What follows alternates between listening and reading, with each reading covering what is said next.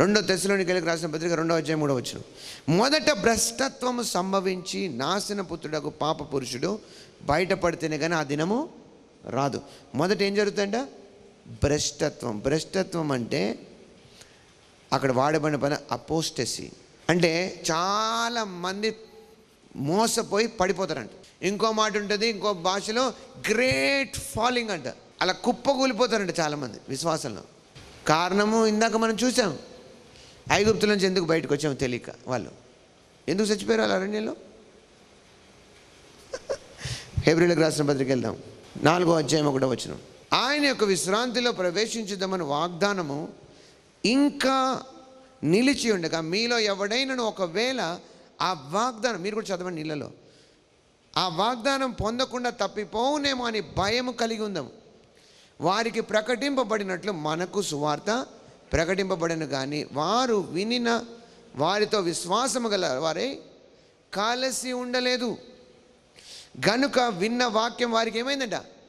నిష్ప్రయోజనమైనదాయను కాగా జగదుత్పత్తి నాది వేయబడినప్పుడే ఆయన కార్యములన్నీ సంపూర్తి అయి ఉన్నను. ఈ విశ్రాంతిని గూర్చి నేను కోపముతో ప్రమాణం చేసినట్టు వారు నా విశ్రాంతిలో ప్రవేశింపరు అని ఆయన చెప్పిన మాట అనుసరించి విశ్వాసులైన మనము ఆ విశ్రాంతిలో ప్రవేశించుచున్నాము. 6వ వచనంకి వెళ్దాం ముందుకి. కాగా ఎవరో కొందరు విశ్రాంతిలో ప్రవేశించుదురను మాట నిశ్చయము గనుక. మీరు చూసారా? అందరూ కాదంట. ఓ ఏ నాట్ ఎవ్రీవన్, అందరూ కాదంట, ఎవరో కొందరు. మంచిగా డబ్బా వేసి పెట్టుకోండి, రైన్లు వేసో ఏదైనా కలర్ వేసో పెట్టండి అక్కడ. ఎందుకంటే ఈ మాట మనకు భయం ఇవ్వాలి. క్యారీ అయిపోవడం కాదు, అన్నిట్లో ఎవరు పిలిస్తే ఎటు పడితే అటు వెళ్ళిపోవడం కాదు. ఇది ఇంకా చాలా అట్లాంటి విషయాలకు అవకాశం ఉన్న దినాలు ఇవి. కాగా ఎవరో కొందరు, నోవాహు దినాల్లో మనం చూసాం, నేను పోయిన వారం చెప్పాను, అందరికీ సువార్త చెప్పబడింది. 8 మంది లోపలికి వెళ్ళారు. కారణం ఏంటి? వాళ్ళు ఏమనుకున్నారు తెలుసా? లోపలికి వెళ్తున్న వాళ్ళ వైపు చూడలే, బయట మిగిలిపోయిన వాళ్ళ వైపు చూశారు. ఇంతమంది ఉన్నారు, ఇంతమందికి కానీ వాళ్ళకే అవుతుందా? ఇప్పుడు చేస్తున్న మోసాలు ఉన్నాయో దాన్ని నమ్మే వాళ్ళు, ఫాలో చేసే వాళ్ళు ఎక్కువైపోతారు, దాన్ని వ్యతిరేకించి నమ్మని వాళ్ళు తక్కువ మంది అయిపోతారు. చూడండి అక్కడ ఉంది, కాగా ఎవరో కొందరు. ఎవరో వాళ్ళు? ఎవరు?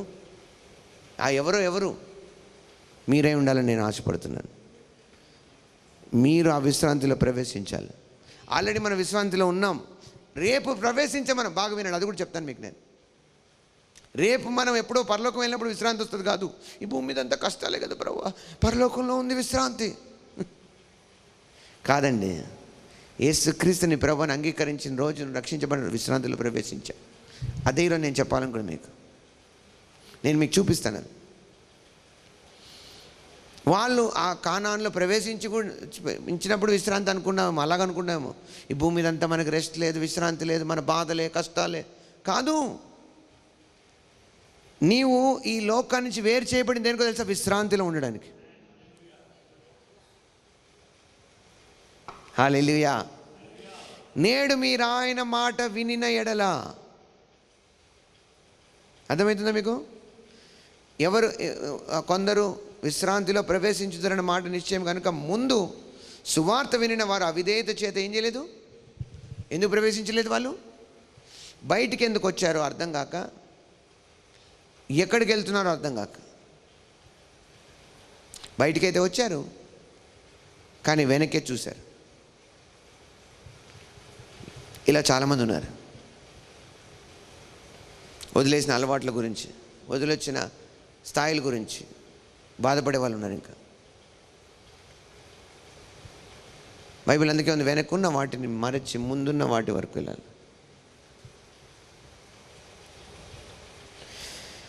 కారణం ఏంటి? నేడు మీరు ఆయన మాట వినిన యెడల మీ హృదయంలో కఠినపరచుకొనకుడిని.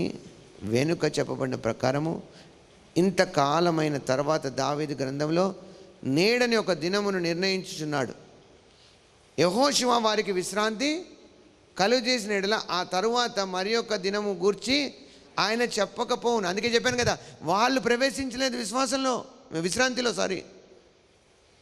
ఆ కానాను, కనబడే కానాన్లోకి వెళ్ళినందుకు, లేదా వాగ్దాన భూమిలో వెళ్ళినందుకు విశ్రాంతి కాదు వాళ్ళకి వచ్చింది. దావీదు ఎంతో కాలం తర్వాత ఏం పలుకుతున్నాడు? నేడని ఒక దినమును నిర్ణయించుచున్నాడు. ఆ నేడెప్పుడు? ఏ రోజు మన విశ్రాంతిలో ప్రవేశించేది? అల్ మెస్సీద్ అబాలి అంతే. కాబట్టి అప్పుడు ఒక ఎగ్జాంపుల్ ఇస్తున్నాడు. కాబట్టి దేవుని ప్రజలకు విశ్రాంతి నిలుచుచున్నది. యెహోషువ వారికి విశ్రాంతి కలుగజేసిన యెడల ఆ తర్వాత మరి ఒక దినం గురించి ఆయన చెప్పకపోవును. కాబట్టి దేవుని ప్రజలకు విశ్రాంతి నిలిచి ఉన్నది. ఎందుకనగా చూడండి, దేవుడు తన కార్యములను ముగించి విశ్రమించిన ప్రకారం ఒక మనకి సూచన ఇస్తున్నాడు. ఏంటదంటే, ఆదిలో 6 దినాలు దేవుడు తన పనులు ముగించి 7వ దినాన్ని ఏం చేశాడ? ఆ పనుల నుండి విశ్రమించాడు. నిద్రపోయాడని కాదు అర్థం. తను చేసిన కార్యాలన్నీ ముగించినందుకు తన సమయం అంతటిని ఇంకొక దానికి పెట్టాడంట. ఇంకొకటి ఏంటో తెలుసా? వచ్చిన మనిషితో ఫెలోషిప్ చేయడానికి. ఎందుకంటే దేవుడు సృష్టించిన చివరాఖరి సృష్టి ఏంటంటే మనిషి. ఆ మనిషి మేలుకున్నప్పుడు, మనిషి సృష్టించబడి ఉనికిలోకి వచ్చినప్పుడు అతను చూసింది ఏంటో తెలుసా? దేవుడికి ఏం పని లేదు. అప్పుడు ఏం పని లేదంటే పనంతా పూర్తయిపోయింది, సమయం అంతా మనిషి కోసం ఉంది. సో అటువంటి అంటే ఇప్పుడు ఆయన పనంతా మనిషి, ఇప్పుడు తన కుమారుడైన ఆదామే. సో అందుకే అంటున్నాడు ఏంటో తెలుసా? ఇప్పుడు విశ్రాంతి ఏంటి? అన్నిటినీ ముగించి అన్నీ మనకున్నాయన్న నిశ్చయతలో, అన్నీ మనకున్నాయన్న దృఢ నిశ్చయతలో విశ్వాసం ద్వారా చూస్తూ మనం ఉండడమే. అవసరమైన వాటిని అవసరానికి కొద్ది పిలవడమే. ఇటువంటి స్థాయి ఎప్పుడు కలిగింది? ఎప్పుడైతే క్రీస్తులో ఉన్నారో నువ్వు కొత్త సృష్టి, పాతవి గతించిన సమస్తము కొత్తవైంది. అప్పుడు ఏం జరిగింది? అందుకే అపోస్తలుడైన పౌలు అంటాడు, ఇవన్నీ మీవే, సమస్తమును మీవి, మీరు క్రీస్తు వారు. హల్లెలూయా. మీరు ఎప్పుడైతే క్రీస్తు వారు అయ్యారో అప్పుడు అన్నీ మీవైపోయినాయి. సో వాళ్ళు ఎలాగైతే బయటకు వచ్చినప్పుడు వాళ్ళు ఏమన్నా బాధల్లో ఉన్నారా? కష్టాల్లో ఉన్నారా? వాళ్ళతో పాటు అద్భుతాలు కంటిన్యూ అయ్యాయి, సూచనలు కంటిన్యూ అయ్యాయి. ఆహారం కొరకు తండ్రి ఎండ దెబ్బకి ఎవరు పడిపోలే, మంచు దెబ్బకి ఎవరు పడిపోలే. ఎందుకంటే సమతుల్యంగా అన్నిటికీ మంచి వాతావరణం దేవుడు వాళ్ళకి ఇచ్చాడు. ఒక శ్రేష్టమైన జర్నీ వాళ్ళు చేశారు. అయినా వాళ్ళు దేంట్లో ప్రవేశించాలో మర్చిపోయారు. అందుకే ఏమన్నాడంటే, మనం విశ్రాంతిలో ప్రవేశిస్తాము అలే ప్రవేశించుదుము అంటే విశ్రాంతి ఎక్కడుంది? నీవు పొందిన ఈ క్రొత్త జీవితంలోనే ఉంది. దాంట్లోకి నువ్వు ప్రవేశించావు. So be at rest. ఎందుకు రెస్ట్ అంటే నిద్రపోవడం కాదు. అర్థమేంటంటే ఆ ల్యాక్, ఆ కొరత, వాటిలోంచి బయటికి రా. ఆమేన్. Praise the Lord. వాళ్ళు ఏం చేశారు? కాబట్టి అవిధేయతల వలన వారు పడిపోయినట్లుగా మనలో ఎవడును పడిపోకుండా ఆ విశ్రాంతిలో ప్రవేశించటకు జాగ్రత్త పడదాం. అందుకే దేవుడు వాళ్ళతో అన్నాడు, మీరు బయటకు వచ్చేసారు, ఇప్పుడు ఇక మీదట ఎప్పుడు మీరు ఐగుప్తుని చూడరు. వారు అరబ్ సముద్రం కూడా వచ్చి బ్యాప్టిజం పొందారు. వాళ్ళకు న్యూ డిఫరెంట్ లైఫ్లోకి వచ్చారు వాళ్ళు. కానీ చూడండి, ఎప్పుడైతే మీరు తిరిగి జన్మిస్తారో మీ ఆత్మ జన్మించింది. అది అసలైన మీరు. ఇప్పుడు మీరు ఆత్మలో జీవిస్తున్నారు. కానీ మీ పాత మీరున్నారు ఎక్కడ? మీ మనసులో, మీ శరీరంలో. ఆ రెండు అలాగే ఉన్నాయి కదా. ఇంకా వాటిని మార్చాలి మనం. వాటిని మార్చాలంటే ఏం చేయాలి? ఆత్మలోంచి ఆత్మ సంగతులను వాటికి నేర్పాలి. మనం మనసుకు నేర్పాలి.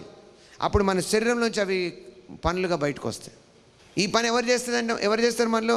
అందుకే చూడండి 12వ వచనం, ఎందుకనగా దేవుని వాక్యము సజీవమై బలము గలదై 2 అంచులు గల ఎటువంటి ఖడ్గము కంటెను వాడిగా ఉండి ప్రాణాత్మలను, కీళ్లను, మూలుగులను విభజించినంత మట్టుకు దూర్చు హృదయము యొక్క తలంపులను, ఆలోచనలను శోధించినది. అంటే దేవుని వాక్యం ఏం చేస్తుందంట? మీ శరీరాన్ని సెటరేట్ చేయగలదు, మీ మనస్సును కూడా సెట్ చేయగలదు, మీ ప్రాణాన్ని కూడా సెట్ చేయగలదు. ఎక్కడి నుంచి వస్తే వాక్యం? మీ ఆత్మలో నుంచి వస్తే. ఆత్మలో ఉంది కదా. ఆత్మ ఖడ్గం అంటే ఎందుకు? ఆత్మలో ఉండేది. అది ఎక్కడెక్కడ దూరాలంట? మీ మనసులోకి, మీ తలంపుల్లోకి, మీ అలవాట్లలోకి, ఆ తర్వాత మీ శరీరంలోకి దూరిపోవాలి. అప్పుడు ఏమవుతుంది? It will expose everything. అప్పుడు ఏమవుతుంది? మరియు ఆయన దృష్టికి కనబడని సృష్టము ఏది లేదు. మనం ఎవనికి లెక్క చెప్పవలసి ఉన్నదో ఆ దేవుని కన్నులకు సమస్తమును మరుగులేక తేటగా ఉన్నది. Hallelujah, praise the Lord, praise the Lord, praise the Lord. గుర్తుంచుకోండి. సో మనం ఇందాక చదివిన ద్వితీయోపదేశ కాండలో మాట అర్థం ఏంటంటే, వారు ఎక్కడి నుంచి బయటకు వచ్చారో, ఎక్కడ ప్రవేశించబోతున్నారో వారికి ఆలోచన లేదు. ఈరోజు మనం బయటకు వచ్చాం, చీకటిలోంచి బయటకు వచ్చాం, లోకంలోంచి బయటకు వచ్చాం. మరి ఎక్కడి కోసం? క్రీస్తులోకి, ఆశ్చర్యమైన వెలుగులోకి, అంటే పైనున్న జ్ఞానంలోకి. ఈ పైనున్న జ్ఞానము, సరైన జ్ఞానము, యాక్యురేట్ నాలెడ్జ్ ఎక్కడ దొరుకుతుంది? వాక్యంలో దొరుకుతుంది మనకి. ఆమేన్. సో ఏం చేయాలి? ఆ వాక్యాన్ని ఆపేక్షించాలి. అందుకే పౌలు ఏమన్నాడు? మీరు ఆపేక్షించలేదు సరిగా. పేతురు గారు రాస్తాడు, నిర్మలమైన పాలను ఆపేక్షించండి. కానీ పౌలు గారు అంటున్నాడు, పాల దగ్గర ఆగిపోకండి, ముందుకెళ్ళండి. ఇంకా చిన్నపిల్లలుగా ఉన్నప్పుడు పాలు తాగిస్తారు, ఎదుగుతున్నప్పుడు ఏం చేస్తారు? కొంచెం మెత్తగా చేసి అన్నం పెడతారు, లేదా అన్నం లాంటివి ఏదైనా మెత్తగా చేసి దాన్ని పెడతారు, సెరిలాక్లో ఏదో. దాని తర్వాత ఏం చేస్తారు? వాళ్ళకి చేతికి ఇస్తారు, వాళ్ళే తినేస్తారు. అలాగ స్టేజ్ బై స్టేజ్ నీకు తెలియాలి, నీ గ్రోత్ అర్థం అవ్వాలి. ఎలా అర్థమవుతుంది? నువ్వు సరిగా ఫీడ్ అవుతే. ఎలా గ్రో అవుతాం మనం? ఒక విత్తనం వేసాం భూమిలో, ఏదో ఒక సమయానికి, వారానికి 14 రోజులకు బయటికి రావాలి. అది ఎన్నాళ్ళైనా రాకపోతే అర్థం ఏంటి? పోనీ బయటకు వచ్చింది, మొలక వచ్చింది, ఓ మనం సంతోషిస్తాం. మొలక రాగానే సంతోషిస్తాం, కానీ మొలకే కోరుకోం మనం కోరుకునేది ఫలాన్ని. కానీ మొలకప్పుడు సంతోషపడతాం. మీకు అర్థమైందా? ఇప్పుడు మీరు ఒక విత్తనం వేశారండి, ఆ విత్తనం వేయగానే మీరు ఫస్ట్ ఎదురు చేసేది ఏంటి? మొలక రావాలి కదా. మీ టార్గెట్ మొలక, మీ టార్గెట్ దాంట్లోంచి వచ్చే పండు. సో మొలకప్పుడు ఆనందిస్తాం, దాని అర్థం మొలకగా ఉండమని కాదు. సో ఎప్పుడైనా ఏదైనా విషయాల్లో మనము ప్రోత్సహిస్తే అక్కడే ఉండమని కాదు, దానికంటే ముందుకెళ్ళమని. ఎప్పటి వరకు? ఫలం ఇచ్చే వరకు. అందుకే బైబిల్ ఉంది, ఫలింపని ప్రతి తీగ తండ్రి నాలోంచి వేరు చేసి తీసేసి అగ్నిలో పడేస్తుంది. నాలో ఫలింపని ప్రతి తీగను తీగ వలె బయట పారవేయబడుతుంది.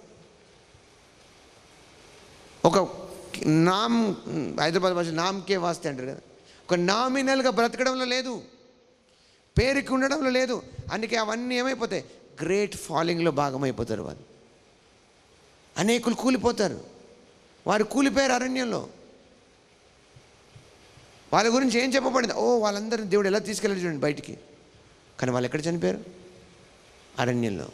నేను మీతో చెప్పాను కదా, మనమైతే ఆల్రెడీ ఆ విశ్రాంతిలో ప్రవేశించాం. అంటే మనని రక్షణ ద్వారా దేవుడు ఏం పెట్టాడు? ఒక స్వాస్థ్యాన్ని ఇచ్చాడు. ఇప్పుడు నేను మీకు చెప్పాలనుకున్నది ఏంటంటే, దేవుడు మనని బయటికి తీసుకొచ్చింది ఒక స్వాస్థ్యంలో పెట్టడానికి. హల్లెలూయా. ఎలాంటిది అది అంటే, ఇప్పుడు చూద్దాం. 1 పేతురు. మనకి 2 రకాల స్వాస్థ్యం ఉంది. చెప్పండి, ఇప్పుడు చెప్పండి నోరు తెరిచి. నేను బయటకు వచ్చింది ఇంకో దాంట్లో ప్రవేశించడానికి. ఆమేన్. ఖాళీగా ఉండడానికి కాదు, ఏమి తోచకుండా ఉండడానికి కాదు, ఏం చేత కాకుండా ఉండడానికి కాదు. ఇప్పుడు నేను చెప్పబోయే మీకు అర్థమైపోతే మీరు ఎప్పుడు కూడా మీ లైఫ్లో బాధపడరు. అస్సలు ఎంత బాధ పెట్టినా ఎవరు బాధపడరు.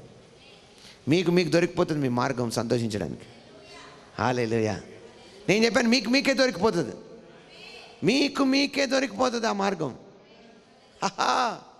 Praise the Lord. హల్లెలూయా.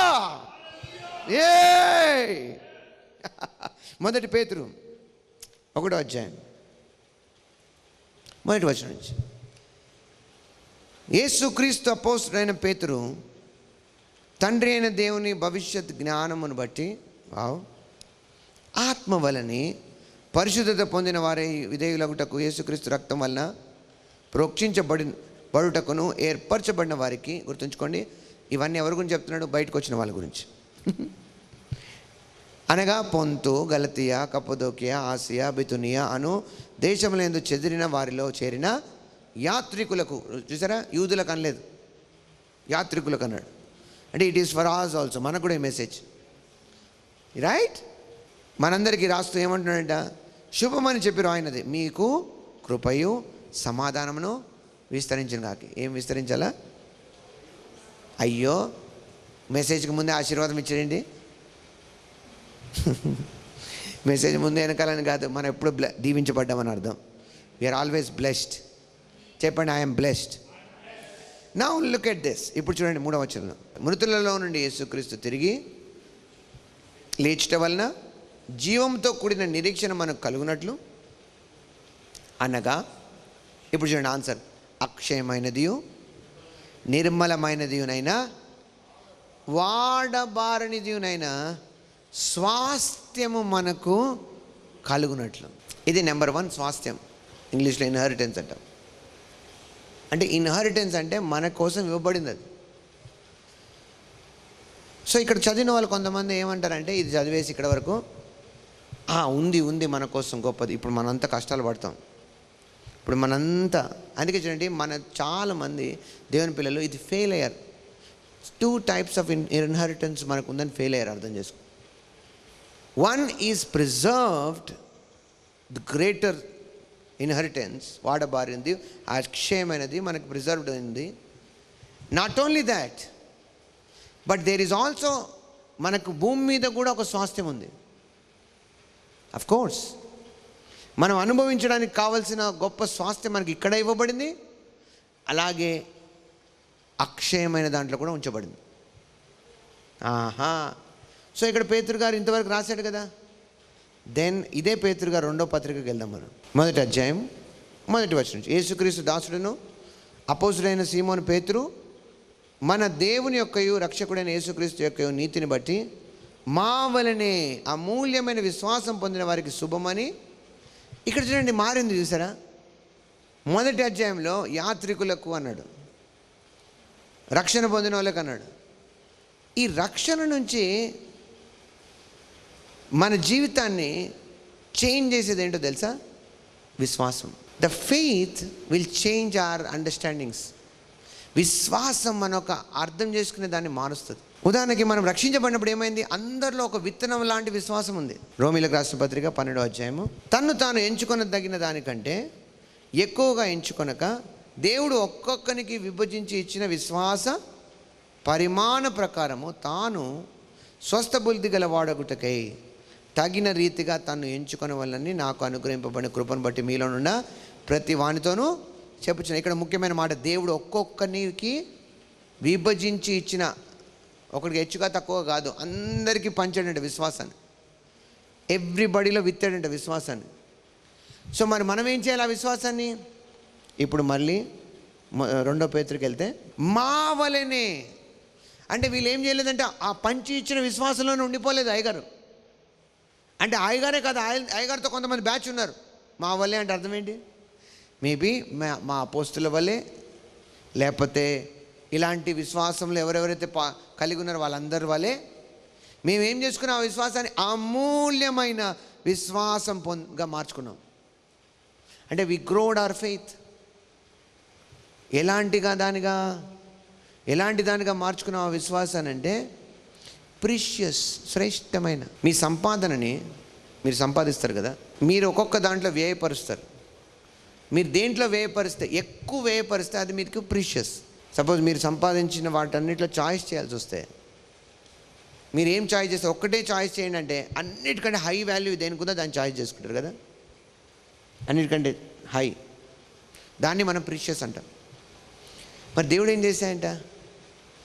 సమస్తాన్ని పెట్టి ఈ లోకాన్ని కొని దాంట్లో సంఘాన్ని తీసుకున్నాడంట బయటికి. అంటే దేవుని దృష్టిలో ఎవరు ప్రీషియస్? ఇప్పుడు సంఘం అనబడిన నువ్వు నేను, ఇండివిజువల్ కూడా వర్తిస్తుంది. మనం దేవాలయాలే కదా. అంటే when God, if you ask God, నీకు ఏది ప్రీషియస్ అంటే, నేను సమస్తం పోగొట్టుకున్నది నీకోసమే కాబట్టి నువ్వే ప్రీషియస్. మరి వాట్ అబౌట్ యూ? లీవ్ రాస్తేనే మాంత కలిబ రోజ్ సదా. ఇప్పుడు నీకు దేవుడు అదేనా? Are you ready to lose everything for God? అయ్యా బా, సో తెలిమాన్ తెలిబా. మొదట్లో నీకు అంత లేదేమో, మేబీ నువ్వు అలా ట్రైన్ చేయలేబడి, టీచ్ చేయబడి. అందుకే అపోస్తలుడైన పౌలు అంటాడు, అన్నిటిని నేను వ్యయపరచుకుంటున్నాను. I'm ready to lose everything for this one thing. ఈ సువార్త కొరకు, ఈ పని కొరకు నేను అన్నీ కూడా ఏం చేయగలను? వ్యయపరచుకోగలను. వాక్యం ఏం చెప్తుంది తెలుసా? Are you ready to do this? నువ్వు రెడీగా ఉన్నావు స్టాండ్ చేయడానికి ఆ ఫెయిత్ కోసం? ఈ చిన్న చిన్న వాటిలో నువ్వు రెడీ లేకపోతే వాట్ అబౌట్ ద ఫ్యూచర్? అందుకే గ్రేట్ ఫాలోయింగ్లో భాగం అవ్వకుండా మిమ్మల్ని ప్రిపేర్ చేస్తుంది.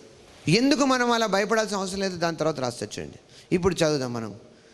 అమూల్యమైన విశ్వాసం పొందిన వారికి శుభమని చెప్పి రాయండి. తన మహిమను బట్టి, గుణాతిశయమును బట్టి మనలను పిలిచిన వారిని గూర్చిన, మనలను పిలిచిన, మనం బయటికి రావడానికి కారణం మనంతటా మనం రాలేము, మనని పిలిచాడు ఆయన. So we are responded to that call of salvation. గాస్పుల్కి మనం రెస్పాండ్ అయ్యాం, బయటకు వచ్చాం. అప్పుడు ఏం చేశాడంట? ఆ పిలిచిన ఆయన గురించిన అనుభవ జ్ఞానంలో మనం పెరగాలంట. వచ్చేసాం క్రిస్టియన్స్, ఇంకా అయిపోయింది, ఇంకా ఇప్పుడు ఏం చేస్తాం? మామూలుగా అలాగే బతికేద్దాం. అదే చేయదు. Now you should understand the revolution. ఆయన గురించిన జ్ఞానం నీకు కావాలి, యాక్యురేట్గా తెలియాలి. ఏం అనుకుంటున్నాడు దేవుడు, ఏం చేయాలని, ఆయన క్యారెక్టరిస్టిక్స్ ఏంటి, ఆయన ఏం చేస్తాడు ఈ పరిస్థితిలో, ఇలాంటి దాంట్లో ఏం చేయాలని కోరుతుంది, ఇవన్నీ మనకు తెలియాలి. ఎలా తెలుస్తుంది? వాక్యం ద్వారా తెలుస్తుంది. సో నీకు ఆ వాక్యం లేకపోతే, నేను చెప్పాను కదా, మొలకొచ్చితే సంతోషపడిపో మనం. ఆ మొలక సమయంలో తీసుకున్న నీరు కంటే పెరుగుతున్న కొద్ది ఇంకెక్కువ తీసుకుంటుంది. The more the feeding gross. నేను అనేది ఇచ్చినది కాదు, ఫీడింగ్ తీసుకోవడం. ఇవ్వడం చాలా ఇవ్వచ్చు, తీసుకోవాలి కదా. తీసుకోవడం పెరిగితే ఎదగడం కూడా పెరుగుతుంది. సో అప్పుడు ఏమైనట, మరి ఎక్కడి నుంచి తీసుకోవాలి ఇవన్నీ? అనుభవ జ్ఞానము మూలముగా ఆయన దేవశక్తి జీవమునకును భక్తికి కావలసిన వాటన్నిటినీ మనకు దయచేయుచున్నందున, దేవుని కూర్చున్నట్టు మన ప్రభు అయిన యేసుక్రీస్తుని కూర్చున్నట్టునైనా అనుభవ జ్ఞానం వల్ల మీకు కృపయు సమాధానమును విస్తరించును గాక. నేను చెప్పాను ఇందాక ఫస్ట్ పత్రికలో సింపుల్గా బ్లెస్సింగ్ ఇచ్చాడు, మీ కృపయు సమాధానము విస్తరించు. కానీ ఇక్కడ ఏం చెప్తున్నాడంటే ఎలా విస్తరిస్తే కూడా చెప్తున్నాడు. That is the difference of his growth as an apostles. దైవజనుడు ఆయన కూడా గ్రో అయ్యాడు. రెండో పత్రికకి మీకు సంగతి తెలుసా? మీకు నేర్పుతూ ఐఎమ్ ఆల్సో గ్రోయింగ్. ఇది నాకు బెనిఫిట్ కాకపోతే నేను ఎందుకు చేస్తాను? Some people don't do it because they don't benefit it. కానీ వాక్యం ఏం చెప్తుంది? అన్ని లేఖనాలు బెనిఫిట్గా ఉన్నాయంట. Every scripture is because of the breath of God and profitable. మనం మాట్లాడుతుంటే ఏమవుతుంది? గాలి తడుతూ ఉంటుంది కదా, మనని చేయి పెడితే గాలి తగులుతూ ఉంటుంది కదా మనకి. అంటే ప్రతి మాట వెనకాల మనలో ఏముంది? మన ఊపిరి ఇన్వాల్వ్ అయ్యింది. More than that, imagine what about Bible, what about the word of God? It is everything involve with life of God. దేవుని యొక్క జీవం దాంట్లో ఉంది. అండ్ ఈవెన్ నాట్ ఓన్లీ జీవం, స్పిరిట్ ఉంది దాంట్లో. దాంట్లో ఏముంది? స్పిరిట్. అందుకే నేను మీతో మాట్లాడుతున్న ఈ మాటలు ఆత్మయు జీవమై ఉన్నాయి. సో ఎప్పుడైతే దాని మెసేజ్ నువ్వు పట్టుకుంటావో, దాంట్లోంచి నువ్వు ఫీడ్ అవుతావో. ఫీడ్ అవ్వడం అంటే అర్థం ఏంటి? ఫీడ్ చేయడానికి మెటీరియల్ రెడీగా ఉంది, కానీ నువ్వు ఫీడ్ అవ్వాలి. అప్పుడు నీలో ఆ లైఫ్ యాక్టివేట్ అవుతుంది. ఆ యొక్క స్పిరిట్ విషయాలు మీకు అర్థమవుతాయి. అప్పుడు నువ్వు అలా జీవించడం ప్రారంభిస్తావు. Hallelujah, praise the Lord, praise the Lord, hallelujah. అందుకే అంటున్నాడు ఆయన, కృపయు సమాధానం విస్తరించాలన్నాను. కానీ ఎలా విస్తరిస్తాయంటే ఆయన అనుభవ జ్ఞానం వలన. Okay now look at this important.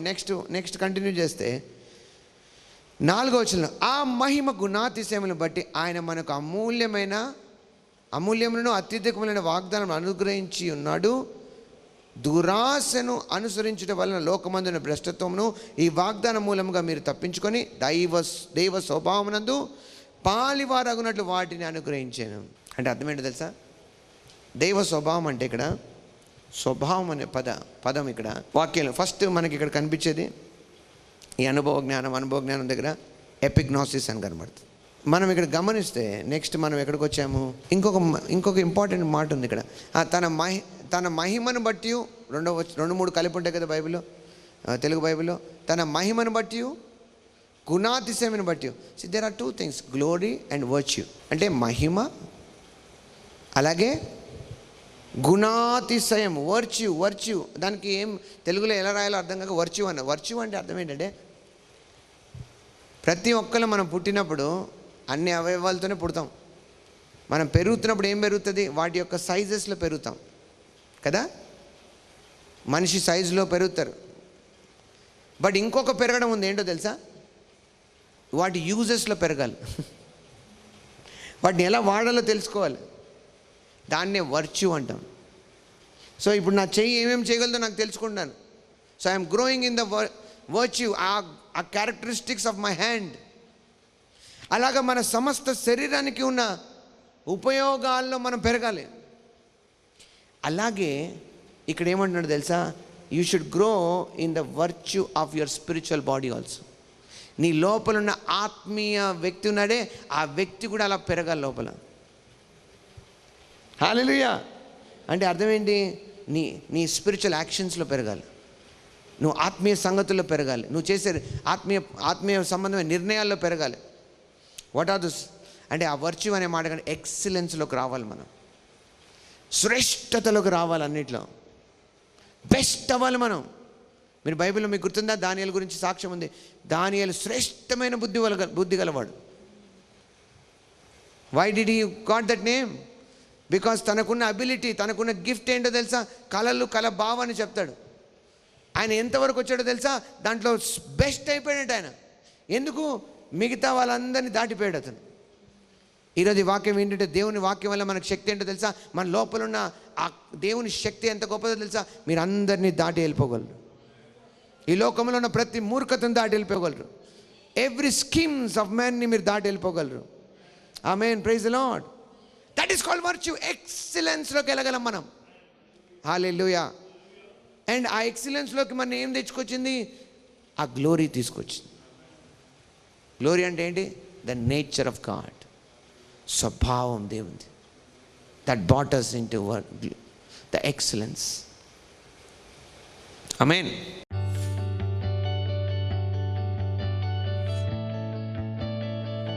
ఈరోజు ఆరాధన భాగమైన ప్రతి ఒక్కరిని బట్టి కృతజ్ఞతాస్తుతులు చెల్లిస్తున్నాను. ఈ వర్డ్ వాళ్ళు గొప్పగా ఫలించును గాక, గొప్ప రిజల్ట్స్ సాక్ష్యాలుగా మేము చూచుదాము గాక. కృతజ్ఞతాస్తుతులు చెల్లిస్తున్నాను నీ కృపను బట్టి, నీ ప్రేమను బట్టి. నీలాగా ఎవ్వరు లేరు తండ్రి. మాకు ఇచ్చిన పరిశుద్ధాత్మను బట్టి వందనాలు. పరిశుద్ధాత్మను మీరు చేస్తున్న పరిచయను బట్టి వందనాలు. యేసు నామాన్ని మాకు ధరింపజేసినందుకు వందనాలు. యేసు నామంలో పొందుకున్నాం తండ్రి. ఆమేన్.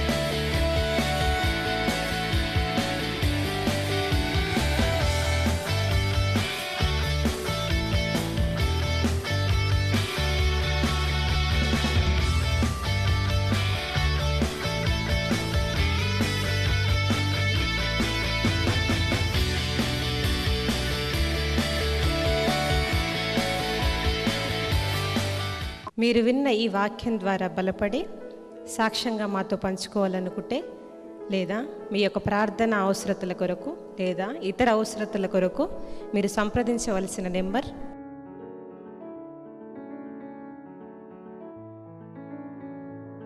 అనే నెంబర్లకి కాల్ చేయగలరు.